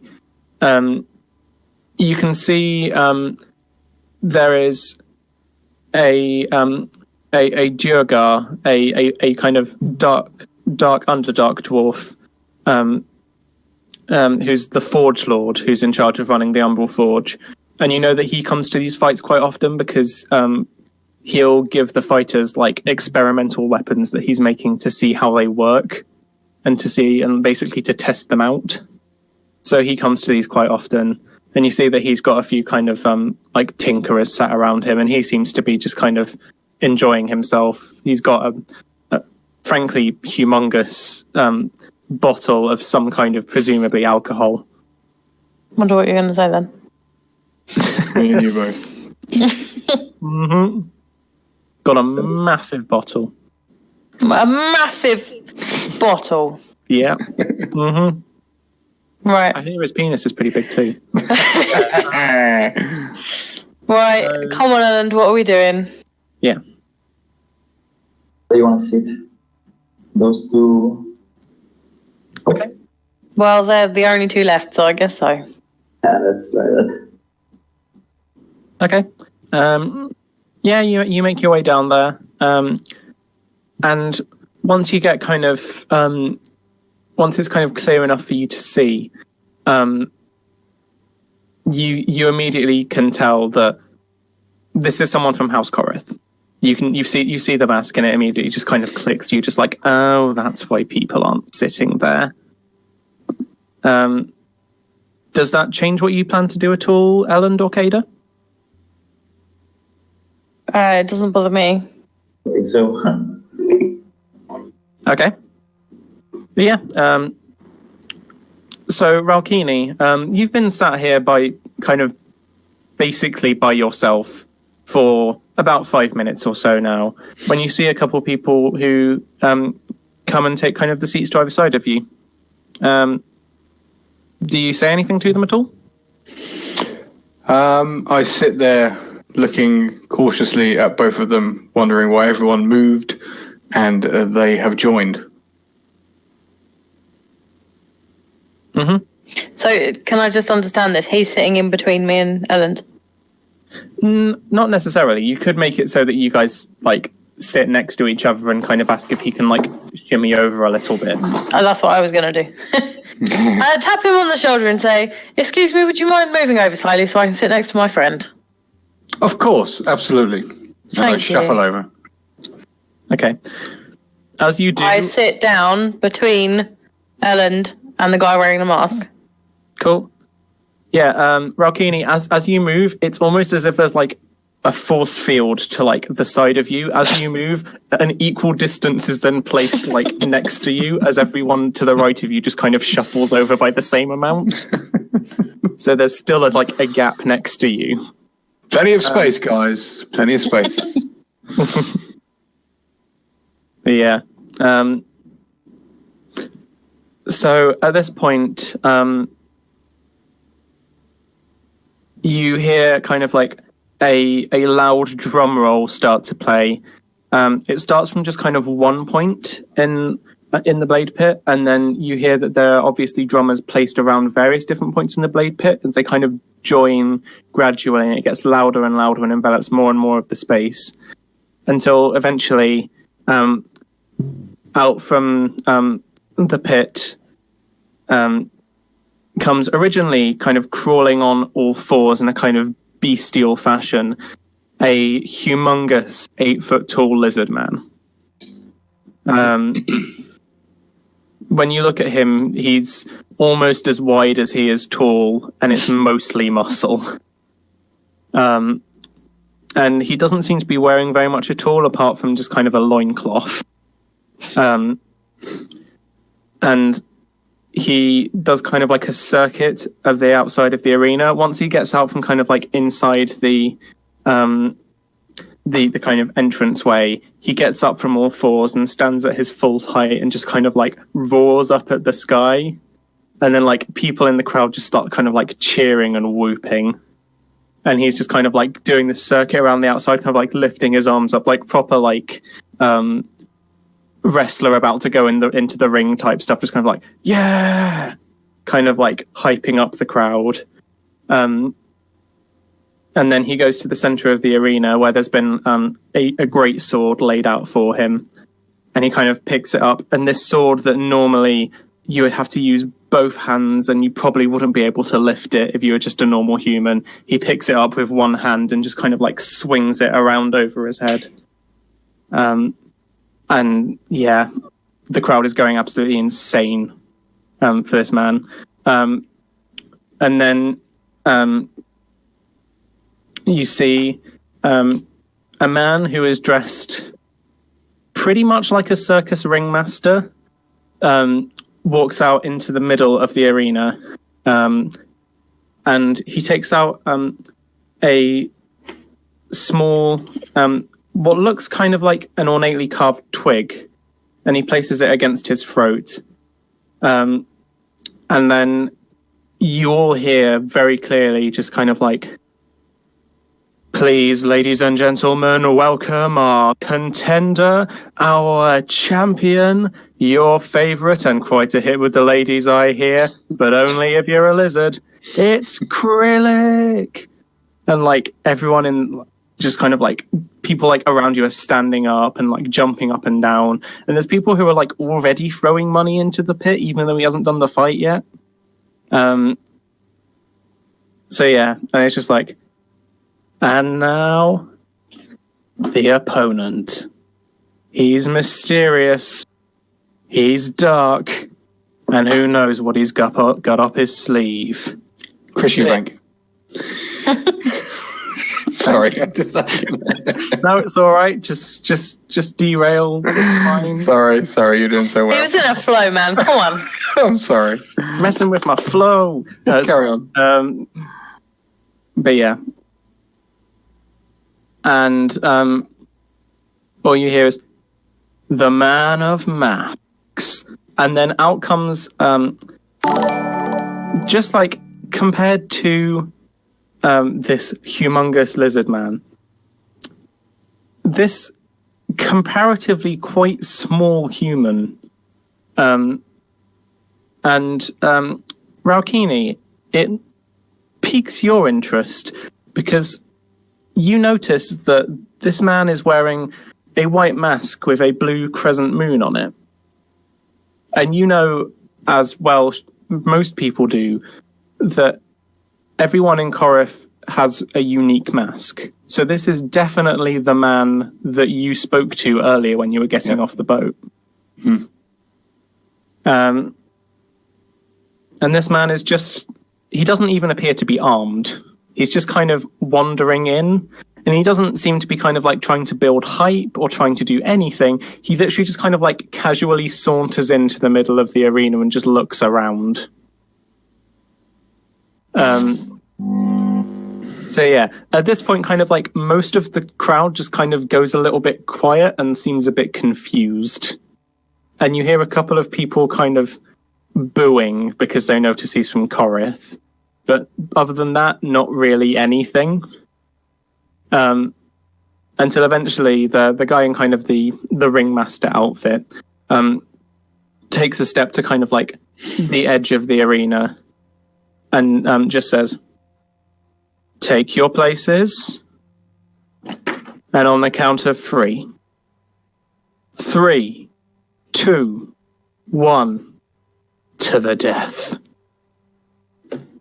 And at this point, this lizard man, Krillic, he goes back down onto all fours, just chucks the sword away, and just like barrels towards this man in the mask. And the man in the mask doesn't even seem to kind of move out of the way. He seems to have, he's just standing there, completely stock still. And the lizard man just kind of goes through him and hits the wall on the other side. And then you notice that the man in the mask is now in a different point in the arena and is just standing there again, just looking a bit confused. So yeah, this goes on for a little while with this comparatively quite dumb lizard man just trying to barrel towards him and not realizing that this is clearly someone who is just using magic to teleport out of the way at the last second. It just goes on and on for about a minute or two until eventually, when the lizard man gets kind of angry enough, he goes and he picks up the sword and he stands still and kind of gestures at the man in the mask to kind of basically bring it on. Come fight me instead. At which point the man in the mask clicks his fingers and a lightning bolt comes down from somewhere and Krillic just kind of falls on the ground. He doesn't seem to be dead, like he's still moving and writhing around, but he's just now on the floor and basically incapacitated. And nobody's quite sure what to do. Because technically this man is now the champion of the arena. He bested the other one. But also he did it with magic. And that's not against the rules, because there aren't really rules. But this is House Farron. You don't do magic here. So there's this kind of confusion in the crowd because they're not sure whether they should be cheering or booing. They're not sure whether this fight is valid or not. No one's really sure what's going on, and everyone seems to be a bit confused. Do any of you do anything? Do we know that Ralkini is a wizard? Looks. Sorry, what was that? Do we know he's a wizard? I guess he's got a staff, so we can kind of assume, I guess, if he's from that place because of the masks. Sorry, I'm so bad with names. The mask should match, yeah. Yeah. Yeah. So I go and ask him, "Hey, mate, you're wearing the same strange mask as this stranger. Do you know what happened?" All I can say is that it was magic, but I must go and see him. Okay. So, requirements. Okay. At this point, we kind of do a panning shot of the crowd, and eventually, in the crowd, we settle on the two people that we saw right at the beginning. Those two people who are in the boat approaching Sakani. Mm-hmm. And one of them is still holding this ornately carved wooden box. And they are kind of, while everyone else is looking confused, they don't seem to be paying any attention to what's actually happening in the pit. They are just kind of looking at each other, and there's like a bead of sweat on the one with the wooden box's brow. And he's just like, okay, I guess this is the moment then. And the slightly older looking one beside him puts his hand on his shoulder and he's just like, this will be worth it. I mean, we won't be here to see it be worth it, but maybe this will change things. Let's do it.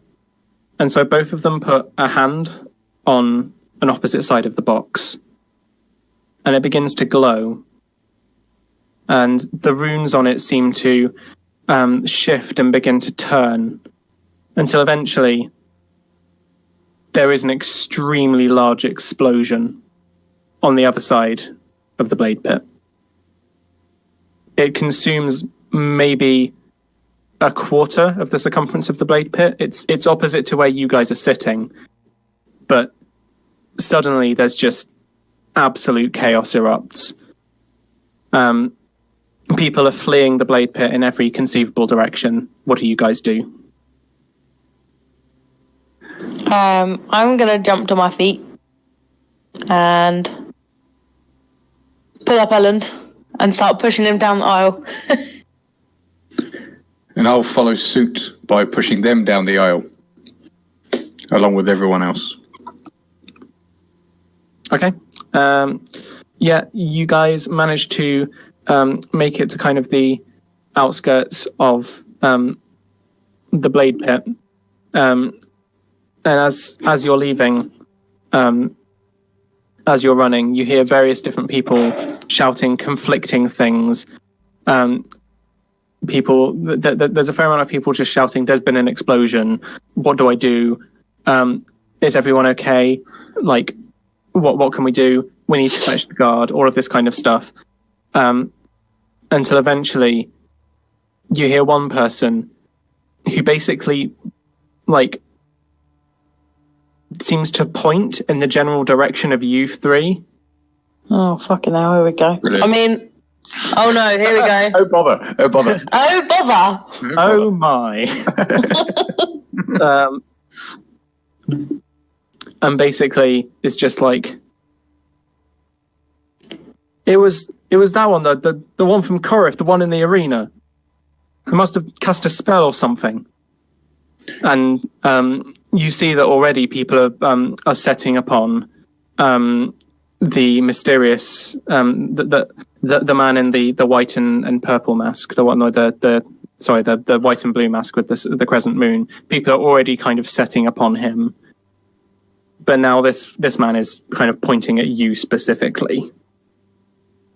Now, when you say you specifically, do you mean us or do you mean Ben? I mean Ben. Okay. No offense, Ben. I'm going to shove you, and then I'm going to pull Elland and go in the other direction. I stumble forward. Can you each roll initiative, please? Yeah. If I can find it. Investigation. No, where is it? On the top.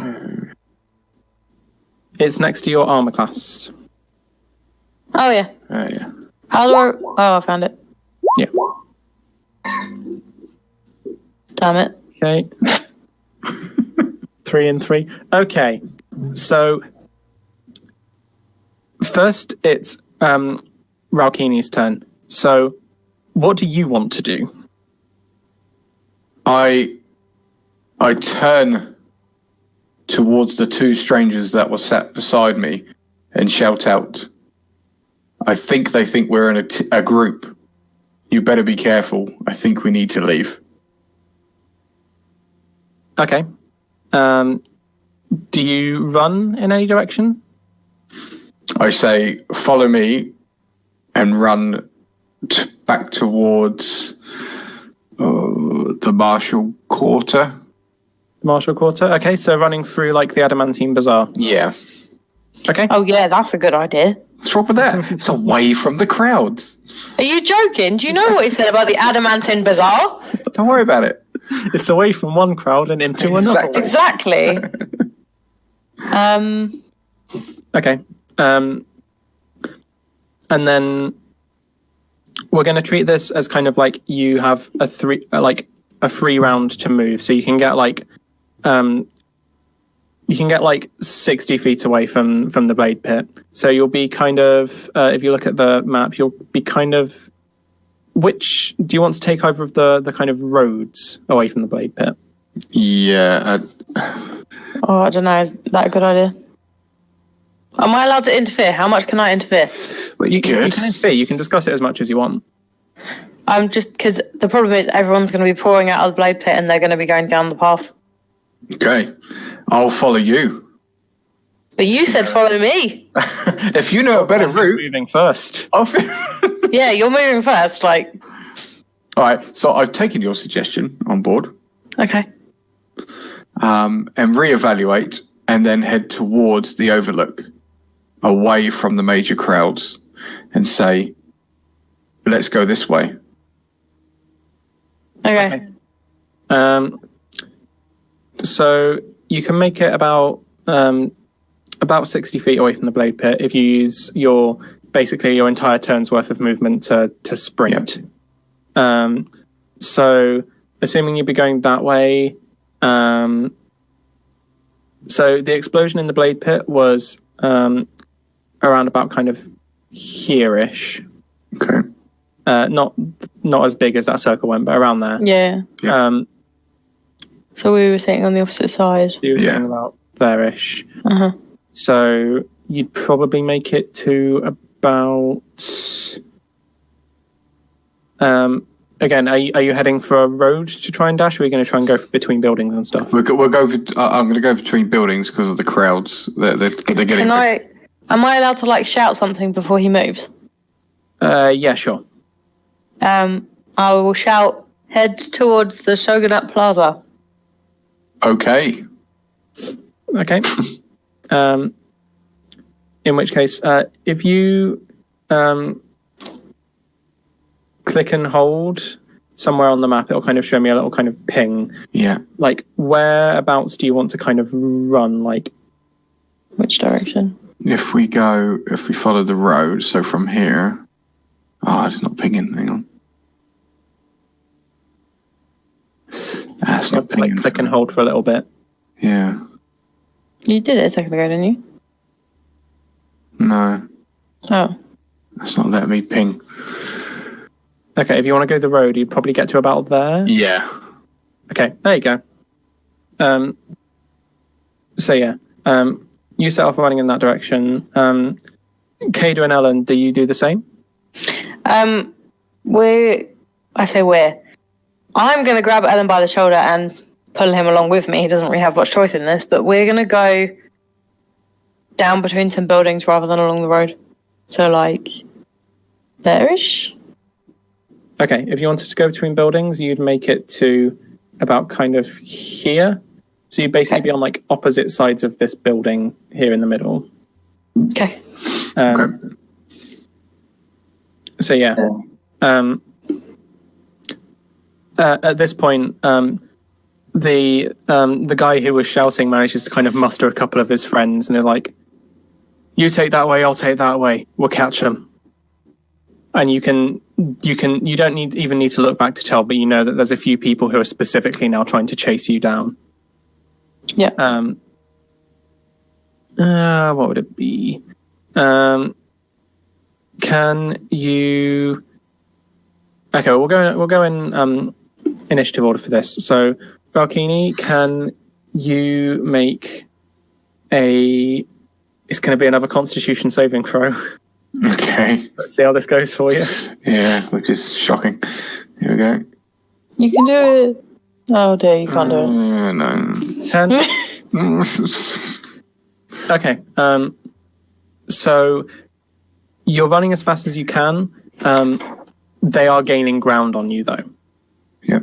And you know that they are definitely, if you don't manage to kind of either get out of their line of sight or manage to kind of run away from them entirely, you know that they're probably going to catch up with you within another kind of 2 to 3 turns.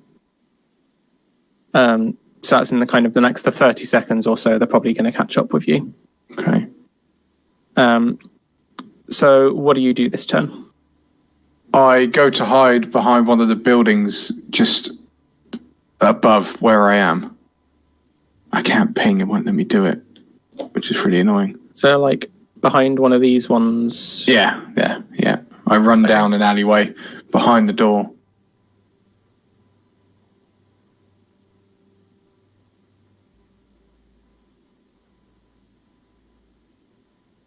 Yeah.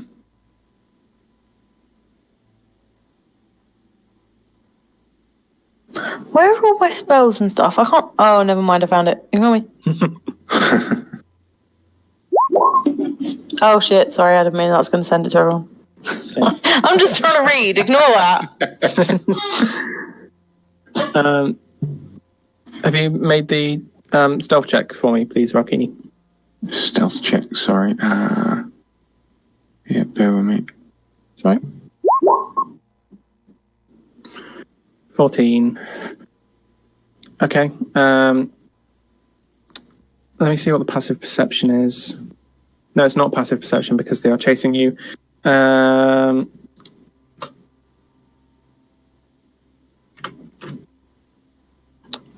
See. We'll say 1. Oh, God. That sounds good. it's so close. It was so close. So you've only used half of your movement, and you've hit him behind this building, and the majority of them lose sight of you. There were like 2 or 3 who are chasing you specifically, and 2 of them keep running off and head in different directions. But one of them, the guy that you're pretty sure was originally the one who kind of set people on you, he just he decides to check down this alleyway, and he sees you hiding there. Okay. You know he's seen you. You have 1 more action this turn and a bonus action. What do you want to do? Can I use a spell? You can. Expeditious retreat? Expeditious retreat? Yeah, sure. sorry, expeditious. If you Just get it right. Yes. God. Okay, if you click on it and your spell so I can see precisely what it does, please. Let's have a look. Where are we? Okay. That's using your bonus action. Yeah.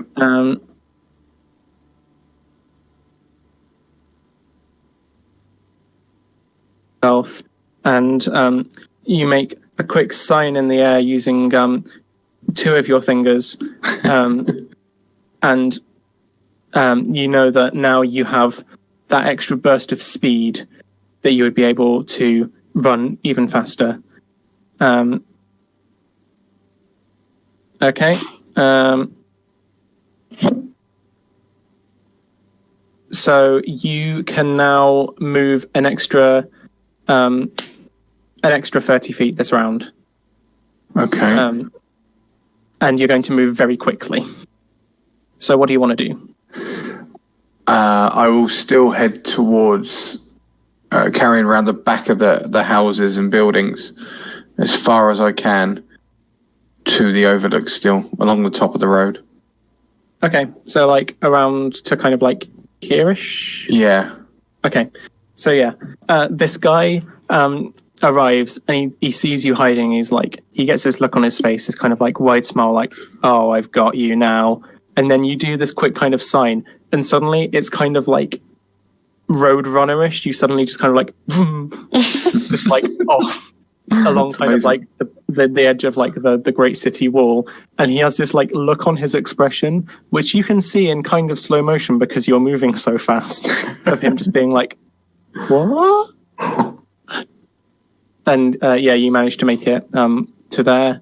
And that was your bonus action. You still have 1 more action.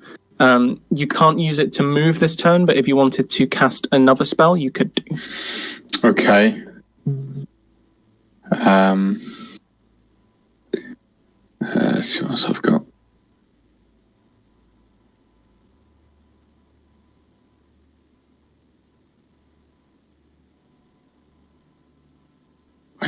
could cast Mage Armor. Just in case I need it. Yep. Again, just click on that. Okay. So if I remember correctly, that would mean that your AC for now has been boosted up to 16. Okay.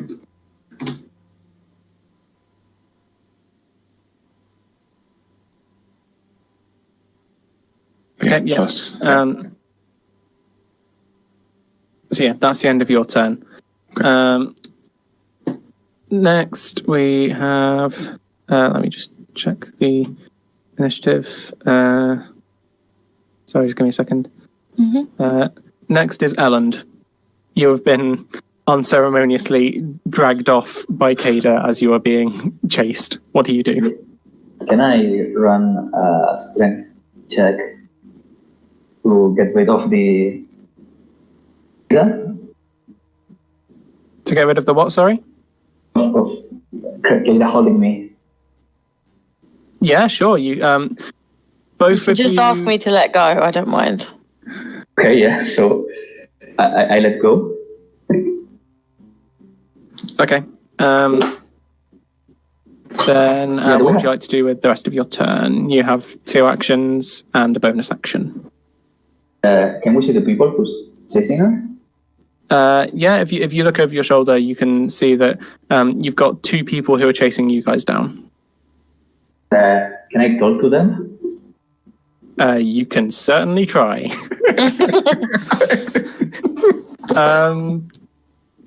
What do you say? Well, Okay. tell me what you say, and then we'll decide what role it'll be. Okay, yeah.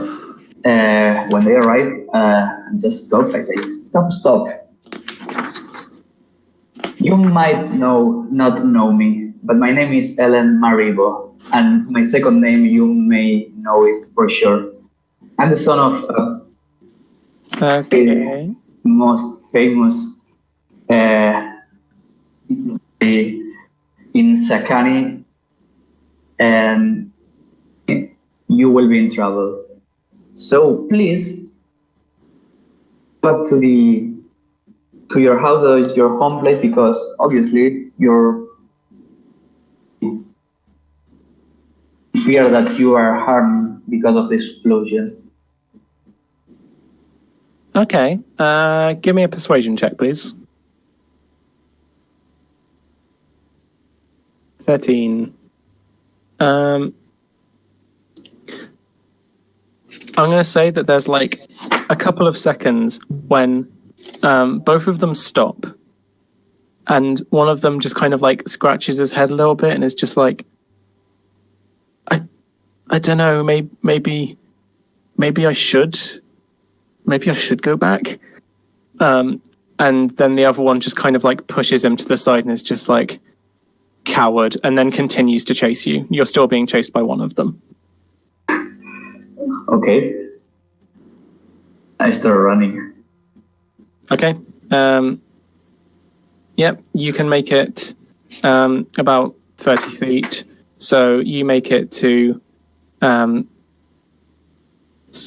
about kind of here-ish. Okay. If you have anything that you want to do with a bonus action, you can. Check. No, not for now.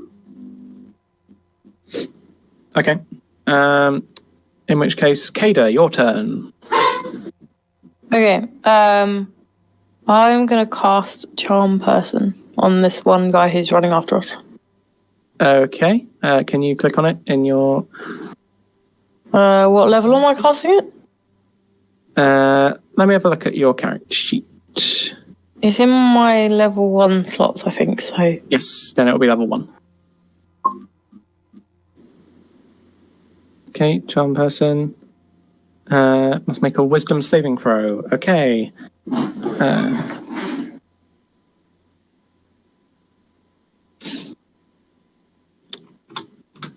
I'd say -1 because he's kind of dumb. 0. Awesome. Wow. Amazing. So yeah, this guy immediately. What do you say? Hold on, let me read the thing.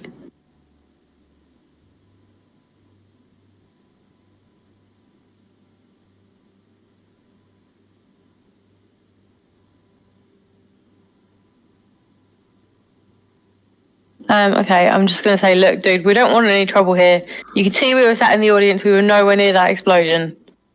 It was nothing to do with us. Just stop chasing us now.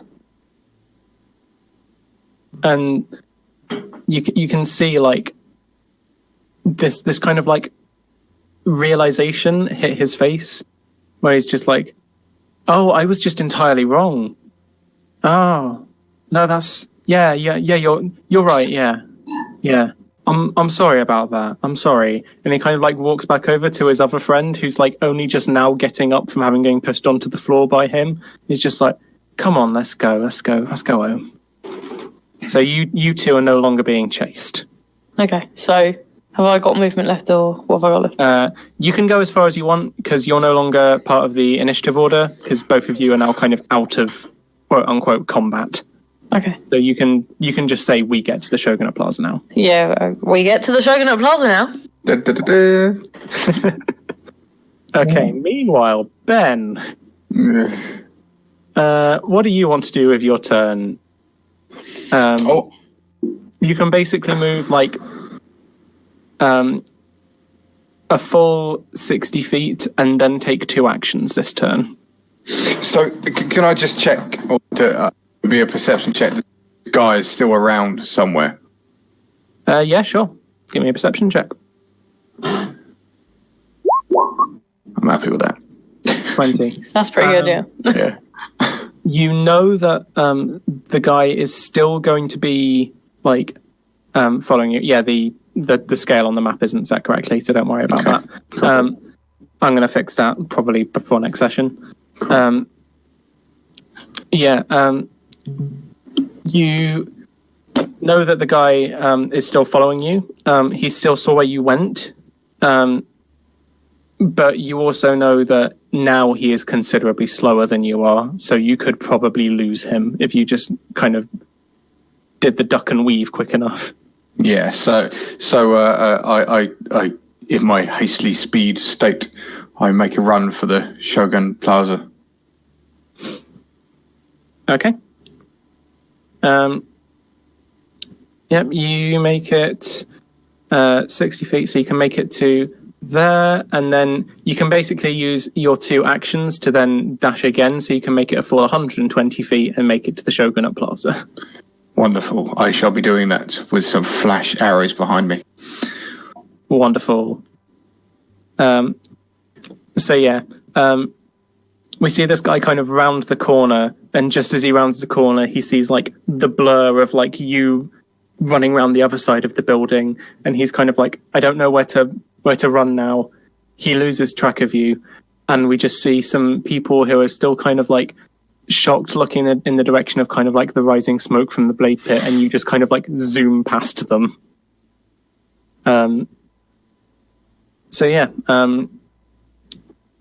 You both of you converge, let's say conveniently at the same time. You converge in the Shogunate Plaza. And that is where we are going to leave our session for tonight. No! I want to know what's in the plaza. What's in the plaza? Well, that's where his family lives, so that's why I was saying go there. But fair enough. Okay. As per usual, I am going to award some XP rewards to you guys. Woo! I'm going to say you each get 100 XP for making it out of that quote-unquote combat encounter. Nice. There was no fighting involved, but you managed to get through it peacefully, and I'm one of those DMs who's like, if you manage to resolve a situation, it doesn't matter if you did it through fighting or not. You still get XP. How much did we get? You each get 100 for doing that. Uh-huh. And then... So I have a homebrew rule for giving some XP rewards. We've got MVP, best role player, and best shenanigans. Brilliant. MVP. I'm going to say that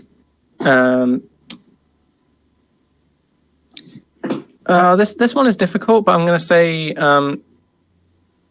MVP is going to go to Kada for that fantastic charm person. Woo! Thank you. Best role player, I'm going to give to Ben. Yeah. First time. Really getting into the character, I like it. Awesome. And best shenanigans. Ooh. I'm also going to give best shenanigans to Ben for having a wonderful argument with a shopkeeper. That was a good argument. Oh, yeah. What I should have done is been a bit more hastily, but that's good. Thank you. Okay. So yeah. How much XP do we need to level up?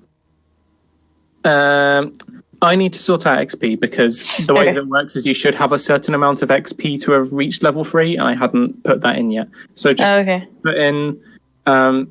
So you've each got 100 from the combat encounter, the chase.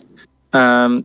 Robin, you get an extra 100, and Ben, you get an extra 200. Brilliant, lovely, and that goes in experience points, right at the top of the. Yeah, cool. Yes, and then I will sort out the rest of it in between sessions. Okay. Brilliant. Awesome. Oh, it's good fun. That was well done. Yeah, it was really good. Well done, Kat. Yeah. Okay. Well done. Thank you. We'll try and make it a bit more lively and interesting. Things will be moving now in the world, so we should be able to get some interesting stuff happening next session. Absolutely. Cool. Lovely. Okay. Are we still going to stick with this on Wednesdays?